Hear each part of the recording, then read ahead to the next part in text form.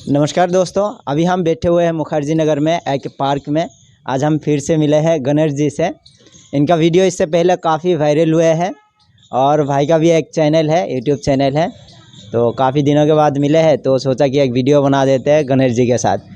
जी गणेश जी नमस्ते। धन्यवाद, आप लोग हमको कॉल किए, यहाँ पर बुलाएं इसके लिए। और सब बढ़िया? सारे चीज़ बढ़िया है। पढ़ाई कैसे चल रही है? एक नंबर चल रहा है। पढ़ाई के बारे में तो उसमें सारी चीज़ में कमी हो सकता है, लेकिन पढ़ाई में कमी नहीं हो सकता है। जी हाँ। बाकी कहाँ से आ रहे हो आप अभी? अभी बतरा गए थे। हाँ। बतरा में 2 बुक्स लेना था और सारे लेना था, लेकिन टाइम अभी नहीं हुआ है तो 2 ही बुक लिया। जैसे कि एक बुक लिया हूँ। क्या बुक्स लिया आपने? जैसे पॉलिटी वाली क्लास में हम लोग को सर बता रहे थे, बेयर एक्ट सारे स्टूडेंट के पास होना चाहिए।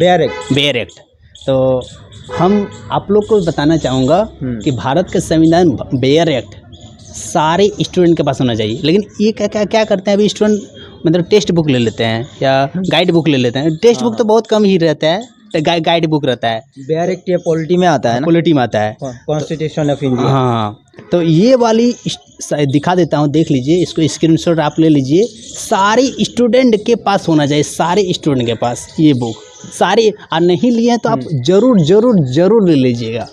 और दूसरी तो ये तो आप ले ही लीजिएगा, क्योंकि इसके बिना तो पॉलिटी आधा अधूरा है। ठीक है।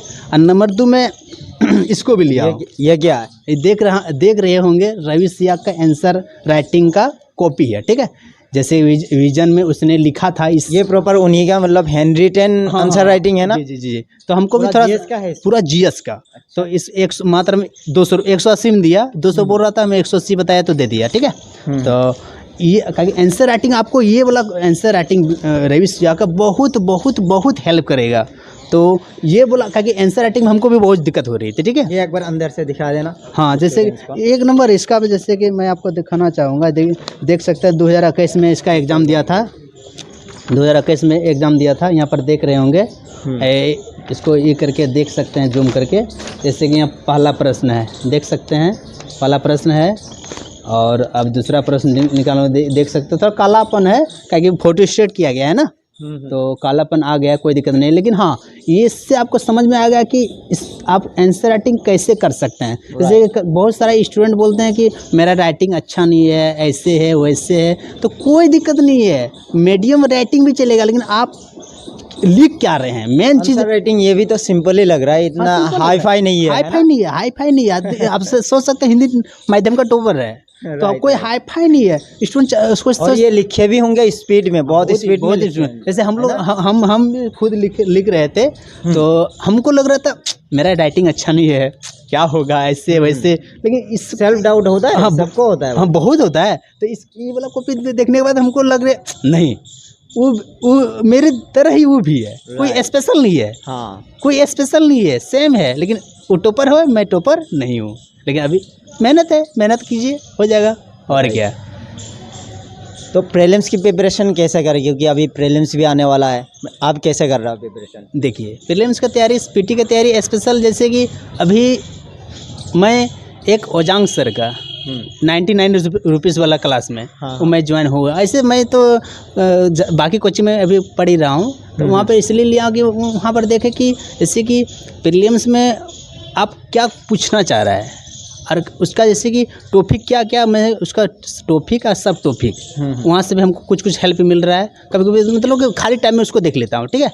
और साथ में अभी संस्कृति ने, अभी सारे स्टूडेंट यूपीएससी जो तैयारी कर रहे हैं मुखर्जी में रहते होंगे तो पता ही होगा कि 1 मंथ पहले या 1-1.5 मंथ पहले लॉन्च किया था कि फ्री प्रीलिम्स। हाँ जी, वही पीजीटी। जी हाँ। तो उसमें सारे कहीं भी आप पढ़ रहे होंगे, अभी भी आप यदि संस्कृति में ज्वाइन नहीं किए तो कर सकते हैं निःशुल्क में। अच्छा, 1 रुपया पैसा नहीं। डेली क्लास होती है उसका? नहीं, डेली नहीं होती, संडे को सिर्फ होती है। ओनली संडे को? सिर्फ ओनली संडे को। क्या कवर करते हो? देखिए, उसमें बताया जाता है कि जैसे कि देखिए कि शुरू से अंत तक 10 साल में कौन सा टॉपिक से कितना क्वेश्चन पूछा गया है वो बता दिया। जैसे हिस्ट्री अखिल मूर्ति सर ने बताया, तो उससे हमको हाँ एनालिसिस कर दिया। तो उसमें अखिल मूर्ति सर ने बताया था उसमें कि 10 सालों में कि कौन सा टॉपिक से कितना क्वेश्चन पूछा गया है, सारे कौन सा ईयर में पूछा गया वो भी बताया है। ठीक है। अच्छा। कौन सा ईयर में पूछा है वो भी बताया है उसमें। तो उससे हमको हेल्प यही मिला कि हम कहाँ से ज़्यादा पढ़े, जिसको ज़्यादा पढ़े। अब जैसे कि कोई ऐसा टॉपिक है कि 10 साल से नहीं पूछा गया है, लेकिन तब उसमें क्यों उतना फोकस करें, लेकिन कम कीजिए उसमें। हाँ, उसमें ज़्यादा फोकस नहीं करनी चाहिए। देखिए कि एक साल ऊपर से करना है, ऐसे पूछेगा तो पता बना लेना है, बता देना है, लेकिन उतना ही नहीं है। हाँ, आइडिया रखना है। और साथ में जैसे कि जिसमें प्रत्येक साल या 1 साल छोड़ के या 2 साल छोड़ के 1 साल ऐसे पूछ रहा है, तो उसमें थोड़ा ज़्यादा फोकस कीजिए। तो उसमें आप यदि आप और उसके बारे में और बताना चाहूँगा कि आप यदि अभी तो ऑफलाइन बंद हो गया है, अभी ऑफलाइन बंद हो गया, जैसे एडमिशन बंद हो गया है। अभी कभी उसमें निःशुल्क है, कितना विद्यार्थी एडमिशन ले सकता है। तो अभी ऑफलाइन तो बंद कर दिए एडमिशन लेना, अब ऑफलाइन लेके क्लास चल रहा है। लेकिन आप उसका जो एप्लीकेशन है, उस एप्लीकेशन में उसका निःशुल्क में पढ़ सकते हैं सारी क्लास ऑनलाइन। हाँ, और तो 99 रुपीज़ वाला ये आप जो बताया, ये क्या? ओजांग सर होगा, वो ओजांग को जानते होंगे, एक सर है। तो उसका प्रोसेस क्या है, शॉर्टकट में बता दीजिए। शॉर्टकट में उसका एप्लीकेशन उसका है, उस एप्लीकेशन में जाकर डाउनलोड कीजिए। वहाँ पर 99 रुपीज़, अभी पता नहीं बढ़ा दिया होगा, मैं तो 99 रुपये। हाँ, साथ में सीसेट का भी 99 रुपीज़ में दिया है ओजांग का ये। हाँ, तो इससे सीसेट का भी बहुत सारा स्टूडेंट बोल रहा है कि नहीं होता है यहाँ पर। बाप रे, देखा मेरा दोस्त 10,000 में एडमिशन लिया, 10,000 में सीसेट का वहाँ 99 रुपीज़ में दे रहा है। तो कुछ न होने का अच्छा है तो कुछ है ना। अब ऐसा देखिए, सीसेट में क्या होता है, मैथ रीजनिंग में, कि जो पढ़ाया जाता है वो नहीं, वहाँ जो पढ़ाएंगे सर क्लास में, वो वाला नहीं पूछने वाला है। कई वहाँ पर थोड़ा कॉन्सेप्ट क्लियर कर देंगे। आज उसके बाद आप पिछले साल के क्वेश्चन को सॉल्व कीजिए और वहाँ से आपका क्वेश्चन बन पाएगा। ठीक है, तो वहाँ से हमको बेसिक नॉलेज लेना है तो कहीं से भी ले सकते हैं, ऑनलाइन लीजिए, ऑफलाइन लीजिए। तो कोई जिसको ऑफलाइन है तो 10,000 20,000 दे के पढ़ता है, और जिसके पास पैसा नहीं तो 99 रुपीज़ में ही पढ़ता है। और क्या, पढ़ना ही पड़ेगा। जी, तो यूट्यूब में ऐसे ही पढ़ते हैं बहुत लोग। जी। और यहाँ तक सांस्कृतिक अखिलमूर्ति सर ने बताया है कि प्रीलिम्स में आपको मतलब निःशुल्क में बताया रहा था कि आपको मेरे क्लास में आए हो तो आपको हक बनता है कहीं पूछने का, कहीं डाउट है, कहीं तैयारी में दिक्कत आ रही है, 1 रुपया पैसा मत दीजिएगा, फ्री में आइए।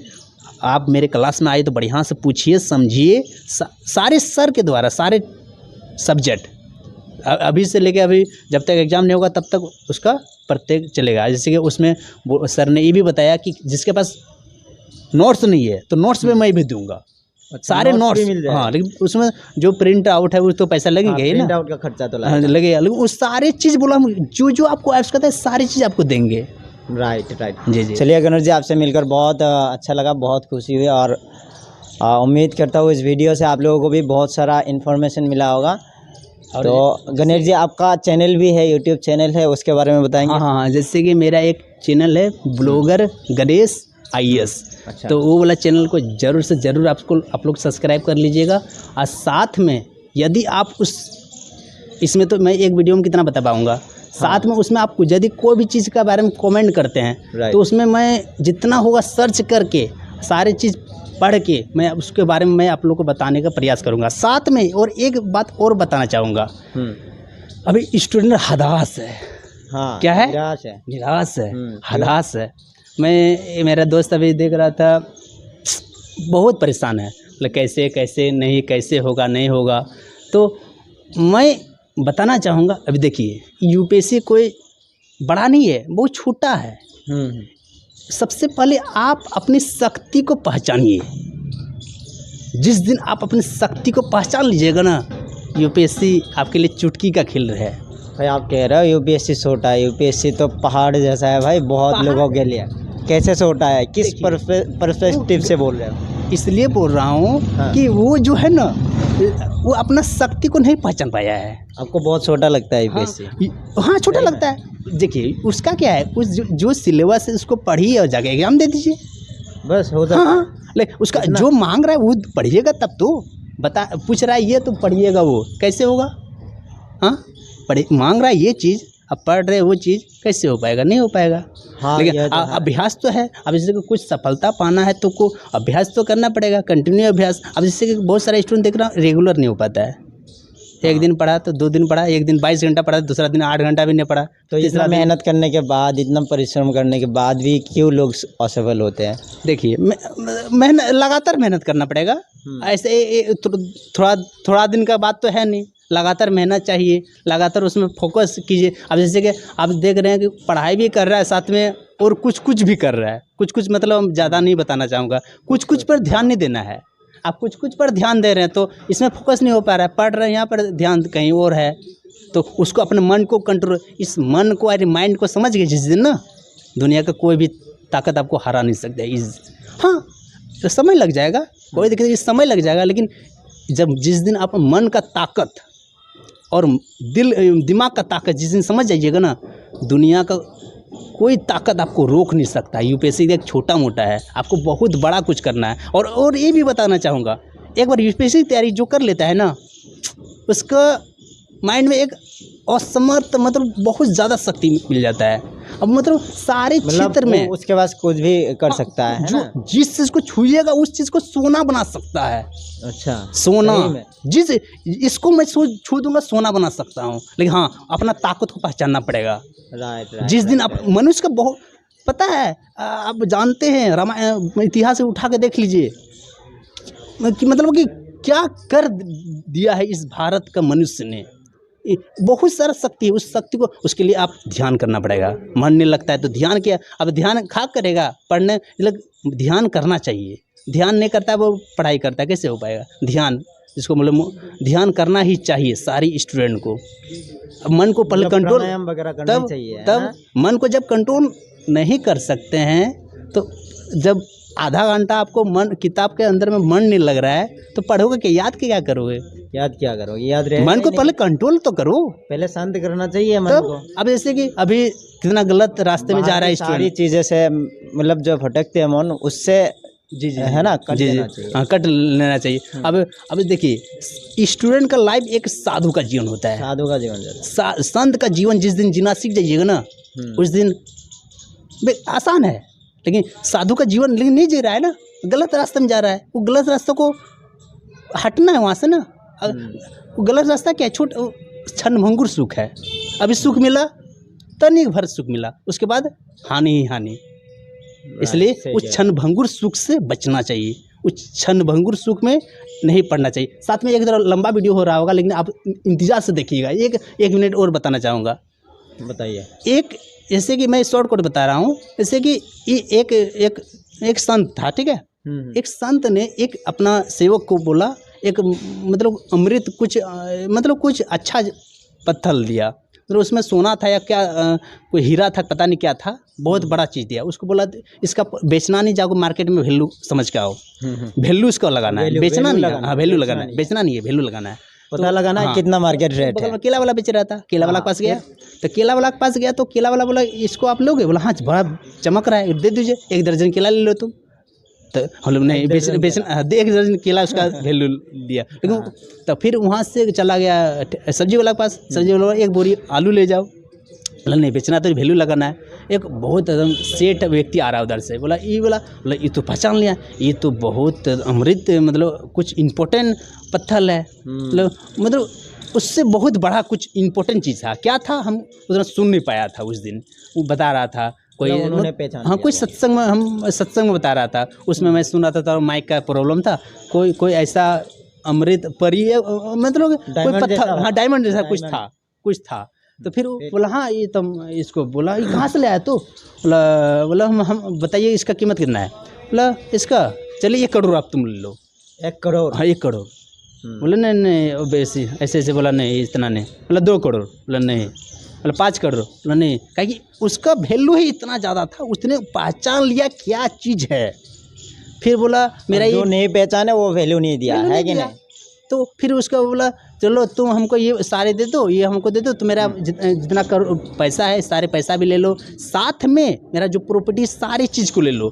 कई करोड़ों देने के लिए तैयार हुआ। बोला नहीं। बोला इसका वैल्यू क्या है? बोला इसका वैल्यू जो है ना, इस पूरा दुनिया को बेच दो, पूरा पृथ्वी चांद तारे सारी चीज़ को बेच दो, तो ये इसका वैल्यू अदा नहीं कर सकता है। उसी प्रकार जिस प्रकार ये शरीर है कि कोई दिन भर में 250 रुपया में बेच देता है, इस 8 घंटा को कोई काम करता है 250 देता है ना, 250 300 कोई 1 घंटा का मूल्य करोड़ों में बेचता है, कोई करोड़ों में, कई करोड़ों। तो सोच सकते हैं इस शरीर का वैल्यू उसी प्रकार है। आप इसमें 250 को भी बेच सकते हो, करोड़ों में बेच सकते हो, अरबों को बेच सकते हो, कितनों में बेच सकते हो। तो इससे मैं आपको बताना चाहूँगा कि इस कहानी से आपको पता चला होगा कि इस शरीर का वैल्यू बहुत ज़्यादा है, बहुत ज़्यादा। तो छोटा क्षण भंगुर सुख में मत फंसना है, कुछ बड़ा हाथ मारना है, छोटा हाथ में नहीं मारना है, कुछ बड़ा हाथ मारना है। उसके लिए आपको बहुत सारी चीज़ को आपको जानकारी होनी चाहिए। राइट। जी। चलिए, आपको बहुत बहुत धन्यवाद, आपने बहुत गहरी बात कही है, उसके लिए आपको बहुत बहुत धन्यवाद। आपको भी धन्यवाद, आप मेरे पास आए। और इस तरह का और भी कुछ चाहिए तो मेरा चैनल है, उस चैनल में आप जरूर आइए, ब्लॉगर गणेश IAS। आपको लिंक दे दूंगा और उसमें सब्सक्राइब आप जरूर से जरूर कर लें। और मैं हमको भी सपोर्ट करिए और हमको भी बढ़ाइए। आप लोग को बहुत सारा ज्ञान देंगे, बहुत सारा दुनिया का एक असीम, मैं बोल रहा हूँ ना, बहुत सारा चीज़ बताऊँगा। सही में आपके अंदर बहुत ज्ञान है। तो हमारे साथ जुड़ने के लिए आपको बहुत बहुत धन्यवाद। आप लोग को भी धन्यवाद।